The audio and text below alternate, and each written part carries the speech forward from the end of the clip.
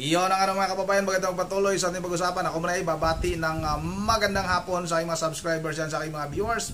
Maraming salamat sa inyong suporta. Shout out sa inyong lahat. May mapanagot kaya mga kababayan sa patuloy ngang pag-iimbestiga. Ito nga'y kaugnay sa pinaka-controversial na flood control scandal ng Administrasyong Marcos mga kababayan. Baka nga totoo yung sinabi ni Senador Dante Marcolita na baka puro butiti at sapsap lang yung mapanagot mga kababayan.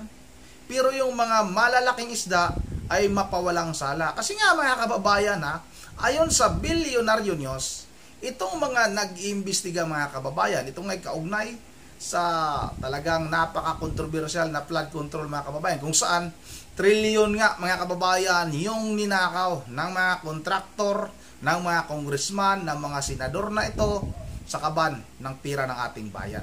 Ito nga mga kababayan, ito palang mga ibang nag-iimbestiga, unang-unguna sa investigasyon ngayon, ay kasabwat din sa flood control scandal mga kababayan. Katulad nilang nito, itong si Johnny Pimentel mga kababayan, isang congressman ito dati. Isa ito, naalala ko ito isa ito sa mga talagang tumutuligsa kay Vice President Sara Duterte mga kababayan. Yun pala ay kasabwat din o involved din sa flood control scandal mga kababayan. O ito mga kababayan, para may patunay tayo at kayo na lang din yung bahalang humusga. Husgahan niyo mga kababayan, kayo na lang yung bahalang humusga kung meron ba talagang mapanagot na malalaking isda. Baka nga totoo yung sinabi ni Senador Dante Marcolita na puro butiti at sapsap lang yung mapanagot. Ito na, sabay-sabay natin itong panoorin. Malulutas kaya ang anomalya kung posibleng suspect din ang mismong nag-iimbestiga? Sa pagsusuri ng Bilyonaryo News Channel, ang kontraktor ng bilyong pisong kontrata sa Surigao del Sur, kung hindi kongresista, kaalyado naman nila. Narito ang exclusive agenda report ni Joash Malimban.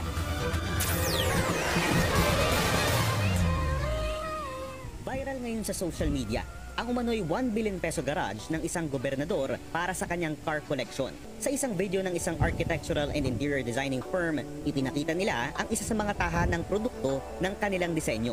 High class ang pagkakagawa mula sa loob ng gusali hanggang sa loob nito. Pero ang pinakakapansin-pansin ay ang hindi bababa sa 8 luxury cars na makikita mo pagpasok mo rito.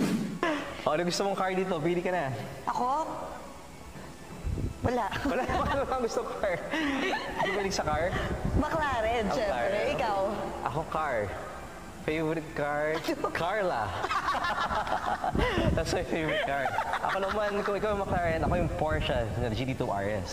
Sa isang Facebook post, tila napansin ng isang netizen ang kaparehong interior design ng bahay sa video na ito sa video na minsan nang inilabas ni Surigao del Sur Governor Johnny Pimentel. Good morning to everyone. To DOH Regional Director Dr. Cesar Pasion and the entirety of the DOH Caraga family, as well as the DSWD Caraga family. Allow me to congratulate you in today's launch of the Philippine Multi-Sectoral Nutrition Project.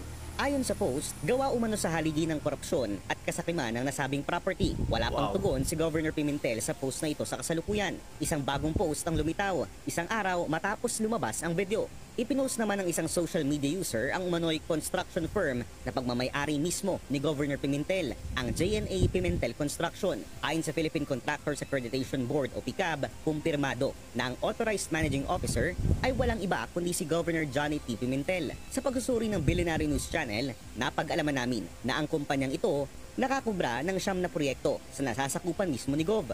Mula 2016 hanggang 2020, naaabot ang halaga sa 480.5 million pesos. Sa mga panahong ito, naupo siya at ang kanyang dalawang kapatid na sina Vicente Pimentel Jr. at Alexander Ayek Pimentel sa pagka-governor. Nagpalitan din sila ni Ayek sa pagka-congressman ng ikalawang distrito ng Surigao del Sur. Una nang inimbestigahan ng Bilyonaryo News Channel ang long-time ally ng mga Pimentel sa probinsya, ang pamilyang Momo, na may sarili ring construction company na nakakubra ng 1.1 billion pesos na kontrata sa DPWH Caraga Region mula 2017 hanggang 2024. Kasalukuyang Surigao del Sur 1st District Representative si Romeo Momo at tumatayong chairperson ng House Committee on Public Works. at co-chairperson ng Infra Committee na nag-iimbestiga sa flood control anomalies. Dati rin siyang DPWH Undersecretary at naging representative ng Construction Workers Solidarity o CWS Party List, ang grupong nire-representa ngayon ng bilyonaryong si Edwin Guardiola. Ayan mga kababayan. Ito palang si Johnny Pimentel. Para din pala itong mga diskaya mga kababayan. Napakaraming mga luxury cars. Naku po. Grabe ha. Kaya pala gusto nilang ma-impeach si Vice President Sara Duterte dahil nga natatakot pala sila kasi sila mismo ay mga kurakot. Samantala mga kababayan, yung payag naman ni Orly Cortiza, yung dating security consultant nitong si Saldico, ay tumugma naman sa mga sinabi ng driver ng district engineer ng DPWH na naghatid nga din ng pera kay Saldico at kay speaker o dating speaker Martin Romualdez. Mga kababayan, ito sabay-sabay natin itong panoorin. Halos 50 maleta na may milyon-milyong pisong cash kada isang dinedeliver daw sa bahay ni Congressman Zaldico at dating House Speaker Martin Romualdez. Yan nga pong isiniwalat ng isang dating security aide ni Zaldico sa Senate hearing kahapon. Narito ang Express Report ni Mayan Los Baños.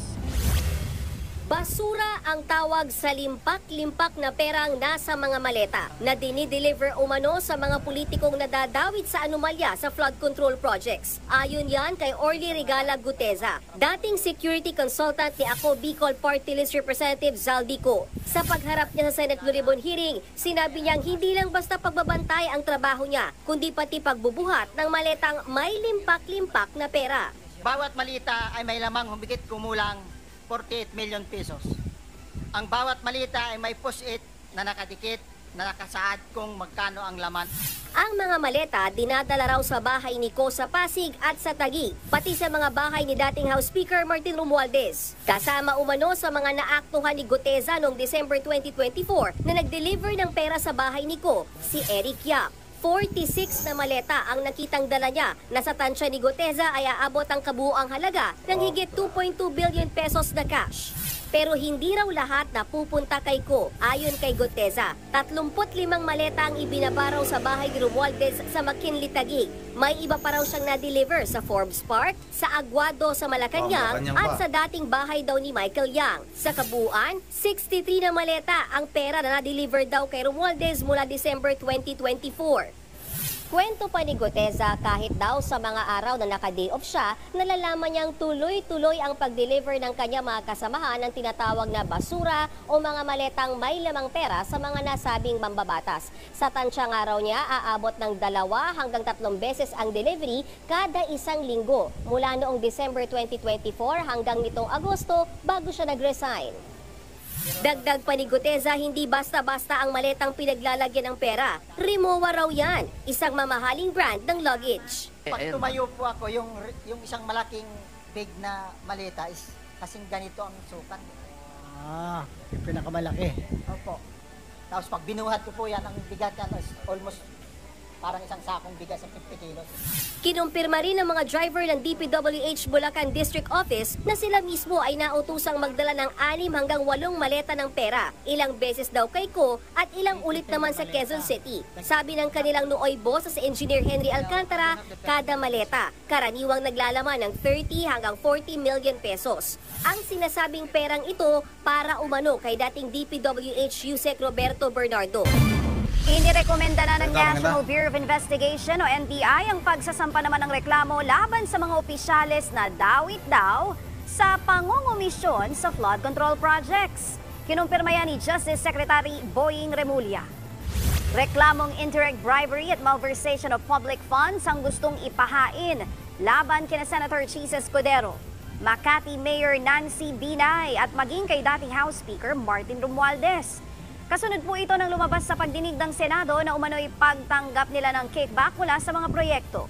Ayon yan sa magkahiwalay na salaysay ni na dating DPWH Undersecretary Roberto Bernardo at Orly Regala Guteza, dating security consultant ni Ako Bicol Representative Zaldico. Nauna namang itinanggi ni na Escudero at Binay ang mga nasabing paratang.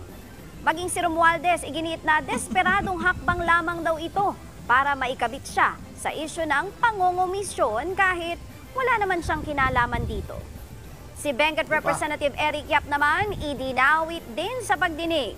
Iginiit na hindi siya tumanggap o nag-utos na magpadala ng perang may kinalaman sa flood control project. Ayun ang mga kababayan, bakit parang kukunti lang yata yung gustong kasuhan ng NBI? Nasaan ba yung mga pinangalanan din ng mag-asawang Diskaya? Napakaraming congressman yun Nasa 17 congressman yun mga kababayan. At itong si CIS Party List Representative Eric Yap, nabanggit na rin ito noon ni dating Pangulong Duterte mga kababayan. Bayan na talagang kasama ito sa mga nangyayaring korupsyon dito sa ating bansa. Ngayon mga kababayan ay nabanggit na naman ito ulit ni Orly Cortisa nga mga kababayan, dating security aide ni Saldico, na naghatid daw ng limpak-limpak na pera na nakalagay sa malita ni merong tig 48 na milyon bawat isang malita mga kababayan. Yun ang andito lang muna at bago tayo magtatapos, medyo matagal na tayo hindi nakapag-shout out dahil medyo busy tayo. Hindi tayo makapag-shout out. Shout out tayo kay Ma'am Bergie Berhel Di Diyos ng Pulilan, Bulacan, sa kanyang mga apo si Coco, Dion, Yuri at saka si Sagi. Shout out na rin kay Enrique Soriano. Shout out kay Robert. Shout out na rin kay Lods Dang Variety Vlogs. Maraming salamat sa iyo, Lods. Shout out na rin kay Mibilin Balikaw. Shout out na rin kay Maritel Bangkil. Shout out na rin kay Nina. Shout out na rin kay Marini Mindusal Mindusalin. Shout out na rin kay tawag nito, shout out kay Lavi Habakun. At shout out na rin kay Ma'am Joyce ng Japan, kay Ma'am Edisa Vorvi. Shout out kay Roberto. Shout out na kay Renato de los Reyes. At shout out kay Limuel at kay Roberto Dilla. Walang dugtong. Shout out na rin kay Cheryl Salis at kay Kinso. Yun ako, nandito lang muna at once again, this is Ronde TV mo. Ingat lahat. God save the Philippines.